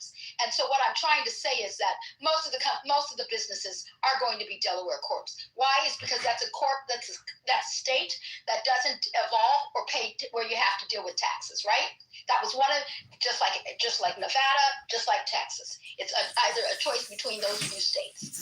So I stand corrected on Apple, but I know that all my other tech companies and a lot of major manufacturing companies are Delaware courts. Correct. Now, let me stand corrected too, and you need to correct yourself too. Manufacturing. Let to be very clear. Yes, 70% we got manufacturers, but you know what they are? You got 12% that are chemical. You have 11% that are food and beverage and tobacco. Of course, we're going to have tobacco. But we created the cigarettes and the little fake pens, right? No problem. You got maybe 6% of all our manufacturing. You throw in TMSC, do you throw them in there? Yes, but we only have 6% of the global semiconductors, communication, and the medical devices, right? Transportation equipment. And that includes automobiles, aircrafts, Boeing. Yes, we have Boeing, but Airbus is in France, but we only do 6%. Now you have the common competition of electronic cars coming up where we got to compete with probably BYD that's going all over the world that has stifled the competition of Tesla. But, Tesla's not the only electronic cars, but it was one of the ones that were breaking grounds, and now we're only manufacturing of all what we're doing internationally and globally, 6% of all of transportation equipment, and then fabricated metal products. Let's just be real. I'm giving you a percentage. I'm not talking blankage. I'm talking machine shops, forged metals, because we had a lot of our steel industry that had suffered from truly, and I'll definitely side on this, where the tariffs, where we had countervailance, where people were dumping bad steel in our country, right? So I understand that. You have to deal with countervailance, which are taxes to avoid to deal with people that were dumping, anti-dumping laws, right? So the manufacturing that you're talking about is very limited in scope, where you're looking at chemical, food and beverage, computers, 6%, cars, 6%, fabricated metals, 6%. That's still not enough. But the reason why there's a trade imbalance and a deficit is because the U.S. is mostly consumers, and we don't manufacture. And you're making the point for why Trump's tariffs are good. No, actually they're not good. We're not good. Because if we're consumers, if the majority of our country is consumers, then how do we bring more of it back? No, you're not going to make it more back because nobody wants to pay. Has ever tried to since NAFTA. It is the one tool that one president since NAFTA has tried to do. Everything you just said is the case for why we should try the tariffs and see if they work. No, and nobody wants to pay $4,000 for a cell phone. To see if we can equal the trade balance. No. Try everything You're going back to mercantilism. Do you know what mercantilism is? Do you know what mercantilism is? We're going back to mercantilism. Do you know what that is? I know America's number 4 in steel production, and you made it sound like we weren't building anything, but it's 53%. I said fabricated metals. I said, yeah, that's 4%. Okay, so what's your solution? Sorry, you're anti-tariff. What I'm saying is, what's your solution?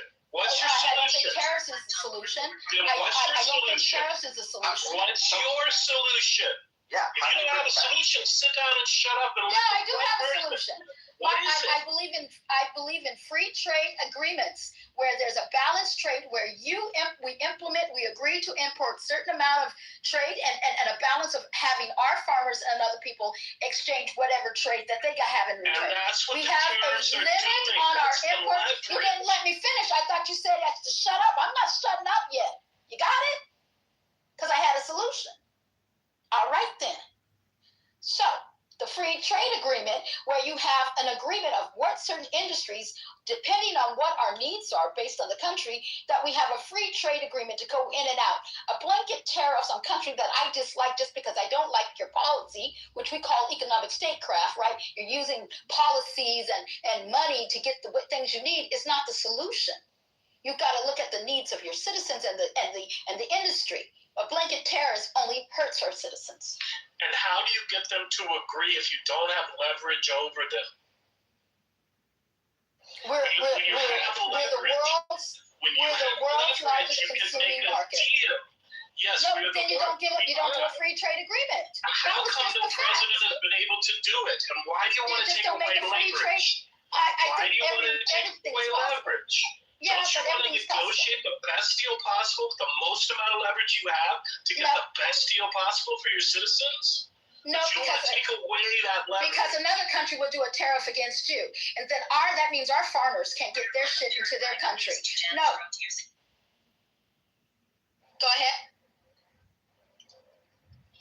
I don't know what you want me to say. No, I thought I heard someone speaking.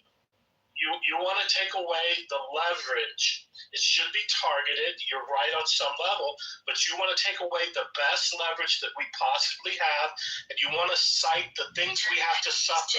I, for one, will pay the extra $1,200. I'll pay $12,000 extra per year to pay for the tariffs that it causes the consumers to pay more if it fixes the problem. And if you're not willing to, then fuck you, you're not a good American citizen. Because you don't tell me what I'm sorry, when did your family come here? When did your family come here? Don't tell me what I'm a good American or not. No. Because my family's been here since the 1830s. I'm sorry, my family's been here since the 1830s. So I'm a good American. I'm a good American. I'm a good American. I've got 5 generations that died for wars on this country. So no, I'm a good American. I just don't believe that slapping people. And you're not willing to pay your share. Oh, baby, I paid my share. I paid almost $100,000 in taxes last year. What about you? Okay. I paid $100,000 in taxes last year. What about you? I'm I'm glad you paid $100,000 Yes, but in I taxes paid my last year. share. I paid my Okay. share. And I've got 4 generations but of you people won't that pay an fought in the extra Civil 12 War. But you the, won't pay an the extra Civil War.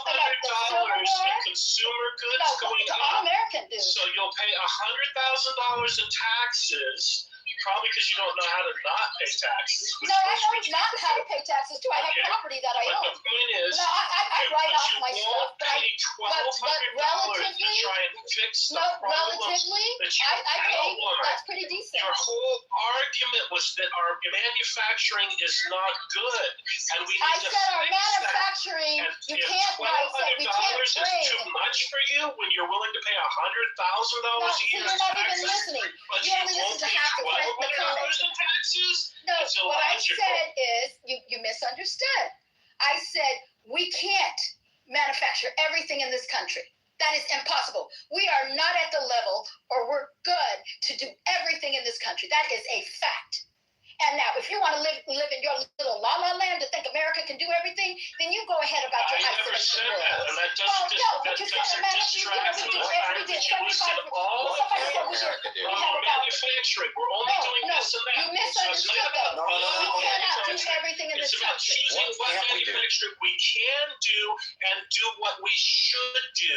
And if $1,200 a year is too much for you to pay, when you pay $100,000 a year in taxes, but $1,200, let me cry over it, when the tariffs are the leverage that you're taking away. No, but I don't from agree getting because the right I'm not speaking for manufacturing myself. I'm back to speaking this for country, the average which has American. already happened The average in American can't afford to pay $12,000 or $12,000 a year, sir. I'm sorry, the average American can't pay the $12,000 and a year. microchips coming back, and all the areas we do want, because nobody's suggesting that all manufacturing should be done, just the important things. But Miss $100,000 in taxes doesn't want to pay $1,200. But see, it's not about me. See, that's the point. When you have compassion and empathy, you understand the rest of the people in this country can't pay $12,000 like you can, right? Because you think just because you can, everybody should do it. No, that's not the point. What is best for our citizens is that they should have the freedom of choice and buy what is best for them and their household. And I don't think it's fair or efficient for our American citizens to have to pay an extra 40% to 110%, which was on some of the products, on their goods that are going into their households. That is a fact. Can I ask you a question? All right. So is a person who has less money going to consume more than the person who has more money? No.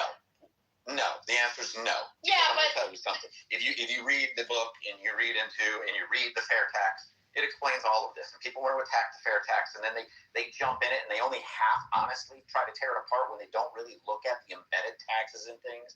They forget about that completely in their narrative. But the problem is this.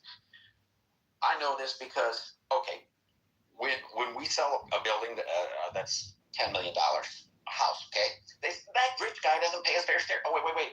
He's got the $10 million house on the water, and he's got 3, I'm not exaggerating, 3 condos in one building and 2 in another. I know the one we sold in a building, he was paying $200,000 a year in taxes. You know what? He bought that for his employees to use. Never got used. That's why he sold it. Didn't get used for 3 years. So he's paying and his main house is, I don't even know. I've never actually done my market on it, my market out in the CMA. But I'll say it's probably about $30 million since his boat is about $150 million, right? It's a beautiful house. But he's paying on all these properties, and he has 0 kids in the system. He uses one of his houses, and he's paying, I don't even want to guess what a total would be. I know in his 3 condos, he's got to be paying about $450,000 in taxes. So you're telling me that the rich man isn't paying his fair share? No kids in the system. He's rarely here. When he's here, he flies in, he's on his boat. He ain't using the streets. He's employing people. He's got people at his house all the time, maintaining it, cleaning it, taking care of it. He's got a staff of 12 on his boat. Full time. And your point is? So my point is the rich are always going to pay far more in the tariffs than the little guy. So guess what? You can compensate for that.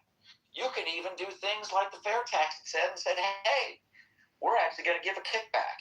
these little stimmy checks that Trump was talking about, you could do that to the people at the poverty line, and you can find out you don't even waste, they found this out, you don't waste a dime trying to find out who's at the poverty line. What you find out is where's that line in each state. Every person in that state gets that amount. And people say, well, why does the rich guy get the $142 to cover that taxes? He's going to tip that the first night he goes out with his boys to the steakhouse. He's going to give that tip to the freaking waiter. Because he's going to spend far more than that. It's irrelevant. It's about saving money. Send it to everybody. It nullifies the taxes. It nullifies the tariffs. And guess what? It doesn't hurt them. It helps them more than it ever helps any of us, even in the middle class. It helps those at the poverty line. So you think so you're speaking trickle-down economics, we right? don't want to have solutions. We always want to attack everybody's way unless it comes from our side. I didn't say it was right or wrong. What I'm saying is trickle-down economics. That's what you're speaking of right now, right? I'm telling you, there's ways to do this, and I'm telling you, he's right. If you and him are trying to compete, and I'm sitting here going, well, wait a minute. I'm not looking for competition. I don't care. I'm just telling you, tariffs were not good for the average American. Because guess what? I'm just telling you that tariffs is not good for the average American. You for 38%, who's going to be manufacturing and sending it here? And you know what? India, everybody's always worried about China. Oh, India, you know them? Turkey, you know them? Both of them are trying to work out deals to start doing more manufacturing and taking it from China. Who does that advantage go to? Yeah, because the tariffs are too high to import their shit into the United States. So what they believe is that they begin to isolate U.S. So once we become isolated and they create trade deals, see, you're not understanding. See, here's the problem. What happened when China? Here's the problem. The U.S. is pointing their guns at several different nations, right? See, you can't pick a fight with everybody. See, what you don't understand is you can't pick a fight with everybody because at some point you will lose. Guess what you do? You can't pick a fight with everybody because at some point you lose. So this current, what's going on is they're making tariff fights with everybody. And you know who's going to lose is our citizens. What did the UN do the day after Trump said we're out? What did the UN do? I can tell you what they did without even fucking hesitating. If you know, tell me what they did without fucking hesitating. Thank you for admitting you have no fucking clue. No, and I don't need to prove my knowledge to you. See, I'm not in a little mind penis world that I got to prove how big my dick is because I don't got one. You were in that. I don't got one. $100,000. Okay, so tell me, you're just mad because I make over $100,000 money, right? Problem. Oh, bitch, you're just jealous. Now you got some hate going on here. You got some hate. Because America you're not doing personal attacks. But I just said, so tell me what. When people begin to personally attack. We're broken. We're out of fucking. Oh, I'm sorry. I'm talking about the average citizen, though. I'm being real. I'm talking about the European Union. No, I'm talking about the average citizen. Because what happens is, what you don't understand is that. No, what I don't understand is they're broke without us. That's your assumption. Because, see, what happens is they can create, like in Davos, and other conversations that they've been having, even in Munich, when after Rubio made his speech, or did you see the speech that Rubio made? No, you didn't, right? Oh, sorry, you're too dumb for that too. Okay, so what happened was that they're going to make their own free trade outside of us that may exclude us. And like I said, you can't pick a fight with everybody. Who they doing it with? Because when you're picking a fight with everybody, just because we're a superpower, someone will lose. Who they doing it with? China? Are you too stupid to fucking remember what they said about it when China came to them? Oh, but China did come. But they're now doing deals with China, right? But they're doing deals with China now, aren't they? You know what? They're doing deals with China? No. They're doing deals with India? You know why? And they're doing deals with Malaysia? They're doing deals with everybody's doing deals now. And Trump is pissed off. And Trump is pissed off. And he's now telling them they better buy from us. So then China went elsewhere, and China couldn't get it done, and then China came to the fucking table and bowed to fucking Trump and said, all right, fine, deal. Actually, no, did you ever see? Said no. Actually, Europe said no. He's laughing. Do you not see his face? No. Because the one thing China said was, they've been around for 2,000 years. They know how to do patience. Europe said no. You know what China said? They've been around for 2,000 years. You know why Europe said no? Do you think Trump's going to break China? Trump is only in the office for the next 3 years. You think they're going to break China? You got a dictator going against the United States. You know why China is not going to break. They've been around for 2,000 years. They're going to be around. They've been around for 2,000 years. They'll be around longer than we will. So we need to learn how to play nice in the play yard. Do you know what's happened to their economy? We still need to play nice in the play You don't yard. know what the fuck you're talking about. I do. What if the other people don't play nice with you? You still going to play nice? When you don't play nice, then you don't do tariffs. You do trade agreements, right? What You trade create an incentive, but What you don't trade have to. Just like sanctions exist. Yeah, I'm what not trade against agreement sanctions. is it talking I'm not against sanctions.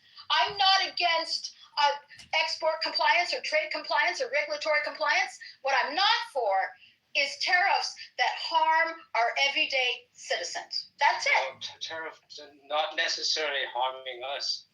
We're forcing others people to lower their trade barriers. Because they've been erecting trade barriers left and right and in all kinds of names. That's why we need to fight back. Thank you.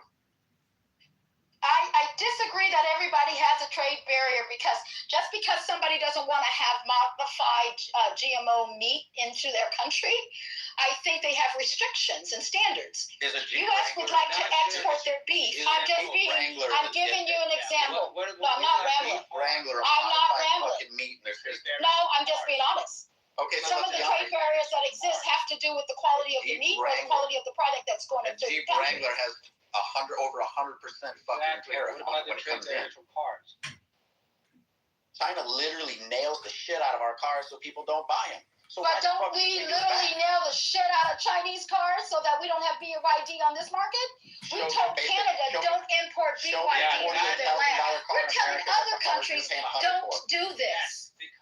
Show me a $40,000 car in their country worth Okay, but we tell other countries don't do this. Otherwise, we're going to raise your tariffs and we're going to cause you harm. China did it to us first. Yes, they did. They raised the tariffs on the on a Jeep Wrangler was the one that I used to specifically look up, and it was right around like $48,000 at the time I did the research, and they were paying over $100,000 if they wanted to buy one there because China wants them buying their stuff. So literally over twice the value. So yes, should we tariff? Yes. Show me a car. Actually, no. Why don't we make Americans buy our stuff? You just can't fucking stop. Now, I'm just saying, why can't you just tell Americans to buy our stuff? So can't you just mandate Americans to buy our stuff? How do you do that? Hey, you guys are big. Hey, the left wants socialism. That's all. No, I'm just saying. No, actually, it's the right that I'm not. It's not right or wrong. I'm just letting you know that certain administrations right now are buying into certain companies and telling them that they need to now operate in a certain principle. Okay. You think the TikTok deal? We're not a free market anymore. We're doing TikTok. Bribery, whatever. Oh, come on. No, I don't know how you say it, so I'm just fucking saying it because I haven't heard you say it. But here's the deal. No, I don't need you to know it. I don't want to fucking know it. I don't give a fuck. You're fucking 2 cents to me. Fucking shit you out tomorrow. I don't care. I don't care. Now doing personal attacks. Personal attacks are a sign of insecurity. There's no insecurity. It's your fucking attitude. See, there you go. You gotta control yourself. Breathe in and exhale. How come you can't shut the fuck up and listen? Breathe in. No wonder you're fucking single. And I'm not single, actually. You're probably single. See, that's where you go. You're probably single and been dumped about 500 times. Yeah, not quite. Been in 3 fucking relationships, and this one's. Oh, that's the only one. Oh, I'm sorry. And how old are you? 58? 70? Yeah.